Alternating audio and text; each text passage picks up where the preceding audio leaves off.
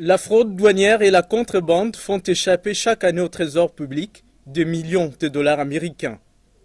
La Direction générale de douanes et accises, DGDA, qui surveille nos frontières et y prélève impôts, taxes et droits au nom de l'État congolais pour les trésors publics et d'autres services publics, ne ménage aucun effort pour inquiéter et mettre hors état de nuire ceux de nos compatriotes qui se livrent encore dans la pratique de la fraude et de la contrebande. Exécutant à la lettre et avec efficacité les instructions du gouvernement central, le 26 juin 2016 au niveau de Mitendi, les éléments de la brigade douanière mettent la main sur une importante cargaison de ciment gris importé frauduleusement sous une autorisation d'exonération du gouvernement provincial de Kwango avec la complicité de quelques-uns de nos compatriotes vivant avec handicap.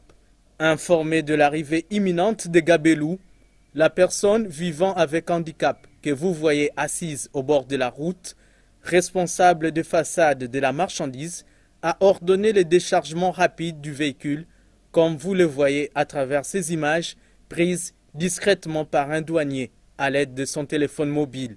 Sa manœuvre dilatoire a été arrêtée net à l'arrivée des douaniers. La prise d'aujourd'hui concerne 2 remorques de ciment. C'est des quantités immenses. Et dans ces cas d'espèce, il s'agit de ciment, soi-disant, qui appartiennent au gouvernorat de Kwango. Donc ce sont de commerçants congolais, de privés, qui se sont entendus avec les déclarants du gouvernement de Kwango pour insérer certains opérateurs économiques sur la liste de bénéficiaires de ces avantages fiscaux, de cette exonération, alors qu'ils n'ont pas droit à cette exonération. Faisant d'une pierre 2 coups, les mêmes éléments de la brigade douanière motivée saisissent à la même date un autre véhicule immatriculé en Angola qui transportait 160 fûts de carburant, mais dont 80 seulement ont officiellement été déclarés.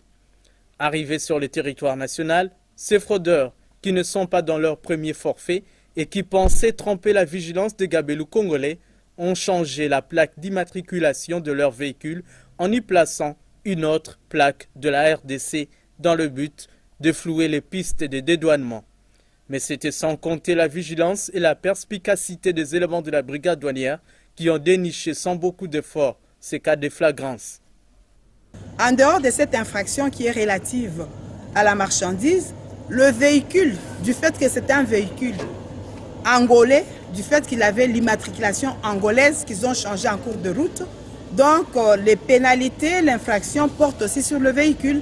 Donc, nous avons pratiqué la saisie non seulement sur le véhicule, mais sur le marchandise que sont le fût de carburant que vous avez vu dans ces camions.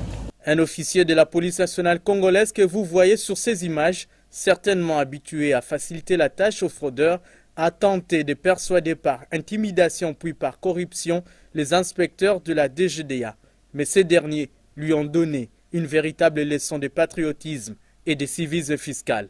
L'intéressé s'est replié à l'arrivée de notre caméra. Lui, comme le fraudeur, court le risque d'être sévèrement sanctionné par la législation douanière en vigueur à l'issue de cette enquête. Quelques jours plus tard, les éléments de la brigade douanière vont encore réussir un autre joli coup de filet. Une importante cargaison de sacs de ciment gris et de barres de fer en provenance toujours de la frontière congolo-angolaise de Lufu est interceptée par les gabelous congolais vigilants.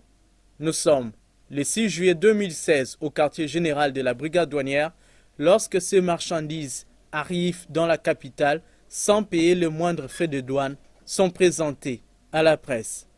La fraude concernant ces produits venant de l'Angola a pris des ampleurs à telle enseigne que si nous ne faisons pas attention, ça risque d'avoir de conséquences néfastes, non seulement pour l'économie, mais pour nos usines locales. La loi est dure, mais c'est la loi, dit-on.